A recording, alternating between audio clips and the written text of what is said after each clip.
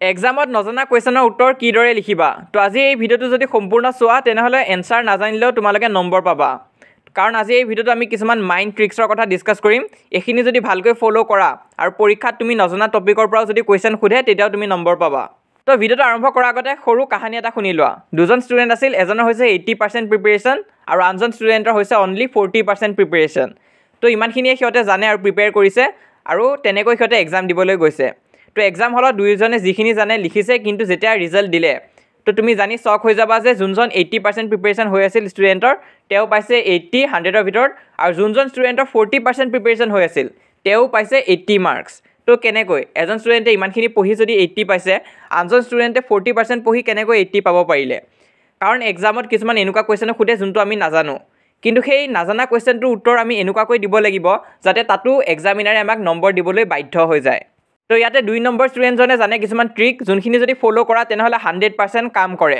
তো আজি ভিডিঅ'টোত আমি এই ট্ৰিক্সখিনি ডিছকাছ কৰিম তো ভিডিঅ'টো আৰম্ভ কৰাৰ আগতে মোৰ এটা অনুৰোধ আছে সেই ষ্টুডেণ্টছখিনিলৈ যোনে সঁচাকৈ হাৰ্ড ৱৰ্ক কৰিম বুলি ভাবিছা আৰু নিজৰ মা দেউতাক তুমি প্ৰাউড ফিল কৰাব বিচাৰিছা তো মই এইটো কোৱা নাই যে তুমি পঢ়াত ভাল হ'বই লাগিব বা তুমি পঢ়াত বেয়া সেয়া একো কোনো কথা নাই মেইন কথাটো হৈছে তুমি আমাৰ এই ভিডিঅ'টো ক্লিক কৰাৰ আগতে এই বুলি ভাবি যদি ক্লিক কৰিছা যে সঁচাকৈ আজি এই ভিডিঅ'টোৰ পৰা কিবা এটা শিকিব পাৰিম আৰু ইয়াত কোৱা কথাখিনি মই ফ'ল' কৰিম তেনেহ'লে তুমি চেনেলটো ছাবস্ক্ৰাইব কৰিবা বাকী যিবিলাক নন চিৰিয়াছ ষ্টুডেণ্ট আছে বা ভাবিছে এনেই ভিডিঅ'বিলাক চাই থাকিম আৰু একো এডভাইচ ফ'ল' নকৰোঁ তো তেনেকুৱা ষ্টুডেণ্টে ছাবস্ক্ৰাইব নকৰিলেও হ'ব কিন্তু যদি সঁচাকৈ কিবা এটা কৰিব বিচাৰিছা এই 20 দিনৰ ভিতৰত তেনেহ'লে ছাবস্ক্ৰাইব কৰি দিবা প্ৰথম ট্ৰিকটোলৈ যাম যোনটো হৈছে বনাই লিখা স্কিল তো বনাই লিখা স্কিলটো কিন্তু বহুত ইম্পৰ্টেণ্ট হয় ধৰি লোৱা পৰীক্ষাত প্ৰশ্ন এটা সুধিছে how did post master help Lencho আৰু তুমি এই কুৱেশ্যনটোৰ উত্তৰটো নাজানা তো এতিয়া কি কৰিবা প্ৰথমটো তোমালোকে এনচাৰখিনি লিখি ল'বা ধৰি লোৱা কুৱেশ্যনটো কি আছিলে কুৱেশ্যন নম্বৰ 4ৰ C2ৰ পৰা সুধিছে তো এনেইতো 4 বুলি নিদিয়ে 46 নাম্বাৰতে কুৱেশ্যনবিলাক থাকে তো তেনেকুৱাকৈ দিব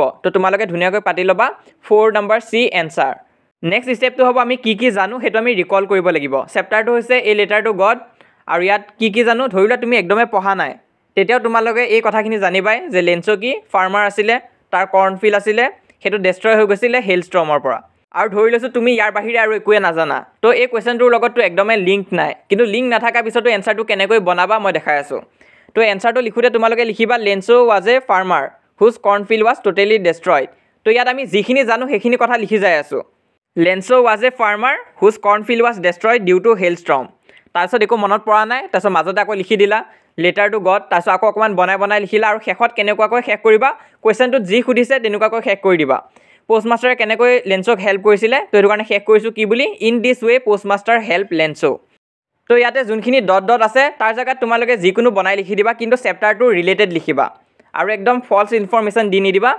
যিখিনি জানা তাৰে ৰিলেটেড বনাই যাই থাকিবা লেঞ্চো ছেড হৈছিলে কিবা হৈছিলে তেনেকৈ বনাই যাই থাকিবা কিন্তু ষ্টাৰ্টিংটো আৰু এণ্ডটো ভাল কৰিবা কাৰণ এক্সামিনাৰ তাত কি হয় সময় নাথাকে বেছি আৰু শুদ্ধ এনচাৰবিলাকৰ মাজত যদি ভুল এনচাৰ দুটামান থাকে তেতিয়া চান্স থাকে যে সেইটো তোমালোকক শুদ্ধ বুলিয়ে দি দিব আৰু নম্বৰো পাই যাবা তো মেক্সিমাম চান্স আছে যে তোমালোকক ফুল মাৰ্কছে দি দিব আৰু ধৰি লোৱা লাকটো যদি বেয়াও হৈ যায় তোমালোকৰ যদি ন'টিছ কৰি লয় ভুলটো তেনেহ'লেও কিন্তু তোমালোকক 0 কেতিয়াও নিদিয়ে মিনিমাম তোমালোকে 1 মাৰ্কছ বা হাফ মাৰ্কছ এটা পায়ে যাবা তো ভিডিঅ'টো সম্পূৰ্ণ চাবা পিছৰ ট্ৰিককেইটাও বহুত ইম্পৰ্টেণ্ট হয় তো এই ট্ৰিকটোতে মই আৰু এটা কুৱেশ্যন দেখাই দিওঁ তোমালোকক যাতে তোমালোকে এনেকুৱা নালাগে যে চব কুৱেশ্যনত এই ট্ৰিকটো কাম দিবনে নিদিয়ে তো তোমালোকৰ যোনখিনি লিটাৰেচাৰ ছাবজেক্ট ইংলিছ অসমীয়া আৰু হিন্দী তো সেইবিলাক ছাবজেক্টত একদম এইটো ট্ৰিক ইউজ কৰিব পাৰিবা আৰু বহুত ইউজফুল হয় তো ইয়াত কি সুধিছে why Lencho became angry when he counted the money Lencho কিয় এংগ্ৰি হৈছিল যেতিয়া সি মানিখিনি কাউণ্ট কৰিছিল তো এই এনচাৰটো আমি জানো কিন্তু আজিৰ কাৰণে মই ধৰি লৈছোঁ মই এই এনচাৰটো নাজানো তো এতিয়া আমি কি কৰিব লাগিব আমি সেই বস্তুখিনি মনত পেলাব লাগিব যিখিনি আমি চেপ্টাৰটোৰ পৰা জানো তো চেপ্টাৰ কোনটো হয় এই লেটাৰ টু গড হয় আৰু তাৰ এইখিনি হৈছে পইণ্টছখিনি তো এইটো বহুত ইম্পৰ্টেণ্ট হয় এই টেকনিকটো তোমালোকৰ মেথছ হওক বা ছায়েন্স হওক চবতে এইটোৱে কাম দিব তো মেথছৰ টিচাৰ এজনে মোক মাজতে কৈছিলে যে আমি যিকোনো প্ৰব্লেম এটা ছল্ভ কৰাৰ আগতে এই কথাখিনি ফ'কাছ কৰিব লাগে যে কি আমি জানো কি আমি নাজানো সেইটো পিছৰ কথা সেইটো পিছত ওলাই যাব কিন্তু আমি যিখিনি জানো তাত আমি বেছিকৈ ফ'কাছ কৰিব লাগে তো মেথছতো একেই হয় আগতে আমি কি কৰোঁ গিভেনখিনি লিখি লওঁ তো গিভেনখিনি লিখিলে এনচাৰটো তোমালোকৰ যদি নোলায়ো তেতিয়াও এক্সামিনাৰে নম্বৰ দিব তো আহা বেক টু দ্য ভিডিঅ' তো আমি কি পইণ্টছ পাইছোঁ এই লেটাৰ টু গডৰ পৰা আহিছে এই কুৱেশ্যনটো আৰু লেঞ্চৰ কি আছিলে ফিল্ড ডেষ্ট্ৰয় হৈ গৈছিলে তো এবাৰ মই ধৰি লৈছোঁ মই এই পইণ্টছখিনি জানো লেঞ্চৰ ফিল্ড ডেষ্ট্ৰয় হৈ গৈছিলে হেলষ্টৰ্মৰ কাৰণে আৰু পোষ্ট মাষ্টাৰে হেল্প কৰিছিলে এতিয়া কেনেকৈ হেল্প কৰিছিলে কি হেল্প কৰিছিলে সেইখিনি মই একো নাজানো তো এতিয়া আমি কি কৰিম তো এনচাৰটো কেনেকৈ বনাইছোঁ চোৱা Lencho became angry when he counted the মানি তো এইটো প্ৰশ্নৰ লগতে মই লিখি দিছোঁ বিকজ তাৰপিছত তোমালোকে বনাই লিখিব পাৰা আৰু শেষত দি দিবা যে দিছ মেড লেন্সো এংগ্ৰি। তো এনেকুৱাকৈ এপ্ৰ'চ কৰিও তোমালোকে লিখিব পাৰা, কিন্তু মই ছাজেষ্ট কৰিম তোমালোকে এনেকুৱাকৈ নিলিখিবা। বহুতো টিচাৰে কয় এনেকুৱাকৈ লিখি দিলেও হৈ যায়, কিন্তু এনেকুৱাকৈ তোমালোকে ধৰা পৰা চান্সটো বেছি থাকে। কাৰণ ইয়াত আমি যেতিয়া কুৱেশ্যনটোৰ লগত ডাইৰেক্ট লিখি বিকজ লিখি দিলোঁ, তেনেহ'লে এক্সামিনাৰৰ তাত চান্স থাকিব যে বিকজৰ পিছৰখিনি ডাইৰেক্ট পঢ়ি দিলে আৰু ধৰা পৰি গ'লগৈ। তো সেইটো কাৰণে প্ৰথম আমি যিখিনি জানো সেইখিনিকে অলপ উল্টা পুল্টাকৈ বনাই যাই থাকিম। কিন্তু ইয়াকে নকৰি তোমালোকে এনেকুৱাকৈ লিখিব পাৰা যে Lencho field was completely destroyed by the hailstorm. তো এইটো তোমালোকে জানা কথা এটা আগতে লিখি ল'লা। তাৰপিছত কি লিখিছে, he wrote a letter to God. তাৰপিছত অকণমান বনাই লিখিবা। তাৰপিছত যে প'ষ্ট মাষ্টাৰ হেল্প কৰিব ওলাইছিল সেই কথাটো অলপ লিখিবা, প'ষ্ট মাষ্টাৰ হেল্প লেন্সো বাই কালেক্টিং মানি। তাৰপিছত আকৌ অকণমান বনাই লিখি দিবা। তোমালোকৰ ধৰি লও একোৱে মনত নাই যে কিমান পেজত হেল্প কৰিছিলে, কি হৈছিলে, তো সেইখিনি অকণমান বনাই লিখি লাষ্টত লিখি দিবা যে দিছ মেড লেন্সো এংগ্ৰি। তো এইখিনি যদি এক্সামিনাৰে যদি চেক কৰিব যায় তেনেহ'লে মেক্সিমাম চান্স আছে তোমালোকক ফুল মাৰ্কছে দি দিব, আৰু যদি ফুল মাৰ্কছ নিদিয়ে তেতিয়াও খুব বেছি হাফ বা 1 মাৰ্ক এটাহে কাটিব। তো বহুত দেৰি হৈ গ'ল প্ৰথম ট্ৰিকটোতে, এতিয়া আমি ছেকেণ্ড ট্ৰিকটোলৈ যাম।